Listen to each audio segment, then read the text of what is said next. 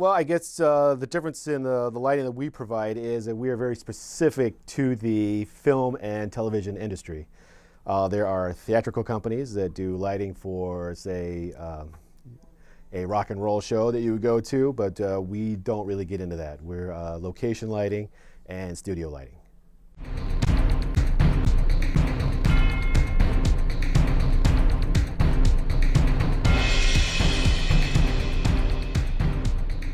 All types of companies come here. It could be, it's actually as small as a kid with a DSLR to something like Michael Bay and Transformers and everything in between. So you have, you have ESPN, you have Lifetime, so just about anything you can think of, news networks, they'll come here as well. So for us, the thing is the camera technology always changes. So you can have a DSLR now that doesn't need as much light.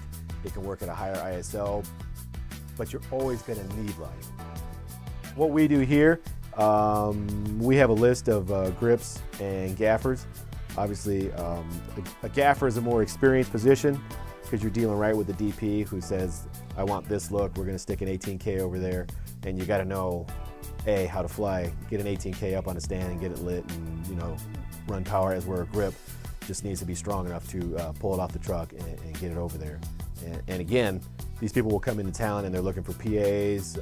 Again, they don't know the area, so they're kind of relying on us to give them names of people to help fill these positions out. Right now, our competition in this area is nobody, although there are some owner-operators in town. So owner-operators are kind of guys that I was just talking about, where they actually own their own grip truck and have a certain amount of grip and lighting on there, but they still come to us for those bigger lights, the more expensive ones. We have a 20,000 watt tungsten light that doesn't go out that much, and then we have an 18K HMI that goes out anytime anybody has a budget. A normal day here, it varies. In the winter, we're very slow. And in the summer, we're very busy. So really, it's just, it's one phone call. I mean, we could all be sitting around surfing the internet, and then we get one call, and the next thing you know, we're here till like 10 o'clock at night trying to pull an order together.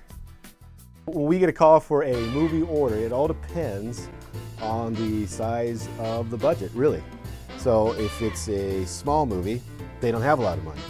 And that's what we try to do. We try and get them to come clean real quick with a budget. So if it's you're just going to be in town shooting for 3 days and you have $2,000, there's not a whole lot of lights you can get.